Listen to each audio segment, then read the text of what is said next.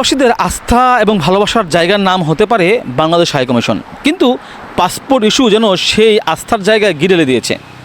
ঠিক যেন সুখের ঘরে দুঃখের আগুন জ্বালানোর মতো অবস্থা। কাকঢাকা ভোর থেকে ফ্রান্সের দূর দূরান্তের বিভিন্ন শহর থেকে প্যারিসে বাংলাদেশ দূতাবাস প্রাঙ্গণে জড়ো হতে থাকেন শত শত প্রবাসী বাংলাদেশি। ছুটির দিনে বিশেষ পাসপোর্ট নবায়ন সেবা চালু করায় দীর্ঘ পথ পাড়ি দিয়ে তাদের এই অপেক্ষা। 5ই আগস্ট সরকারি ছুটি থাকা সত্ত্বেও প্রবাসীদের সুবিধার্থে পূর্ব ঘোষণা অনুযায়ী চালু রাখা হয় বিশেষ পাসপোর্ট নবায়ন কার্যক্রম। প্রাথমিক পরিকল্পনায় 80 জনকে সেবা দেওয়ার কথা থাকলেও বাড়তি চাপের মুখে প্রায় 130 জন প্রবাসীর পাসপোর্ট আবেদনের কাগজপত্র গ্রহণ করে দূতাবাস। বিশেষ এ উদ্যোগে নারী, শিশু, বয়স্ক এবং যাদের পাসপোর্টের মেয়াদ শেষ হয়ে গিয়েছে তাদের দেওয়া হয় সর্বোচ্চ অগ্রাধিকার। জীবন ও জীবিকা টানে দেশ থেকে দূরে থাকা মানুষদের মধ্যে যেমন দেশে ফেরার আকুলতা, তেমনি সবুজ পাসপোর্টের টানে তাদের দিতে হয় দীর্ঘ ধৈর্য পরীক্ষা। সর্বপ্রথম আমি ধন্যবাদ জানাই আমাদের বাংলাদেশ অ্যাম্বাসেডর সকল ভাই বোনদেরকে।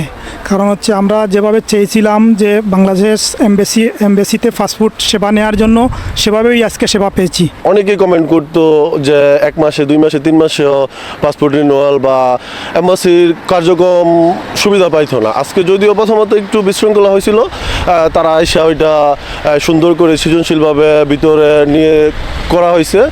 আমি পাসপোর্টটা আমার রিনিউ করাতে চাইছি। বাংলাদেশ এমবেসি একটা সুযোগ দিছে, প্রতি বুধবার সকাল 9টা থেকে শুরু করে 12:30 পর্যন্ত এখানে যারা রন্ধবু নেয় নাই তাদের জন্য সুযোগ আছে। দূতাবাসের এমন উদ্যোগকে স্বাগত জানালেও প্রবাসীদের ভোগান্তির চিত্রও ফুটে উঠেছে সমান্তরালে।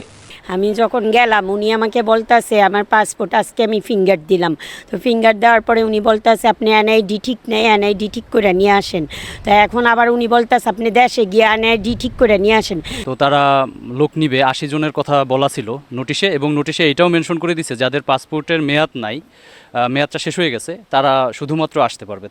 মূলত আমার যেটা নজরে পড়ছে, আসলে দূতাবাসে কর্মী সংকট আছে। প্রয়োজনীয় কাগজপত্রের অভাব, দূতাবাসের ভেতরে বা আশেপাশের ফটোকপির সুবিধা না থাকা এবং এনআইডি বা জন্ম নিবন্ধন সংশোধনের সুযোগ না থাকায় অনেকেই পড়েছেন বিপাকে। প্যারিস থেকে কয়েক ঘন্টার পথ পাড়ি দিয়ে লিওন শহর থেকে আসা এক প্রবাসী জানান, সামাজিক যোগাযোগ মাধ্যমে প্রয়োজনীয় নথিপত্রের স্পষ্ট নির্দেশনা থাকলে অনেকেই দূর থেকে এসে খালি হাতে ফিরে যেতেন। ফিঙ্গার টিঙ্গার দিয়ে আসছি, কিন্তু এই ফিঙ্গারের পিছনে অনেক অনেক ভোগান্তির শিকার হয়েছি।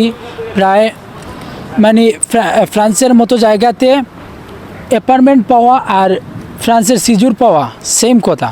নিয়ম মেনেই চলছে সব কাজ। বিদেশের মাটিতে হাই কমিশনের কাজে নিয়োজিত মানুষদের চেষ্টার কোনো কমতি নেই। প্রতিটা পদক্ষেপ নিয়ম মেনে আন্তরিকতার সাথেই করা হচ্ছে সব। তবুও সীমিত জনবল ও অবকাঠামোগত সীমাবদ্ধতা, অন্যদিকে সহস্রাব্দ প্রবাসীর পাসপোর্ট সেবা পাওয়ার আকুলতা, সব মিলিয়ে প্যারিস দূতাবাস এক ধরনের বাস্তব সংকট তৈরি হয়েছে। প্যারিসে বিশেষ দিনের এই পাসপোর্ট সেবা প্রবাসীদের মধ্যে সাময়িক স্বস্তি ফেরালেও স্থায়ী সমাধানের দাবি উঠেছে জোরালোভাবে। সরাসরি সেবা প্রদান চালু রাখা, প্রয়োজনীয় তথ্যের সহজলভ্যতা এবং দূতাবাসে পর্যাপ্ত লোকবল নিয়োগের মাধ্যমে এই প্রক্রিয়াকে আরও প্রবাসী বান্ধব করবে কর্তৃপক্ষ, এমনটাই প্রত্যাশা ফ্রান্স প্রবাসী বাংলাদেশিদের। পারবে কি বাংলাদেশ হাইকমিশন সেই জনগণের আকাঙ্ক্ষার দিকগুলো পূরণ করতে? প্যারিস বাংলাদেশ হাইকমিশনের সামনে থেকে দুলাল মিয়া, লেতিন বাংলা।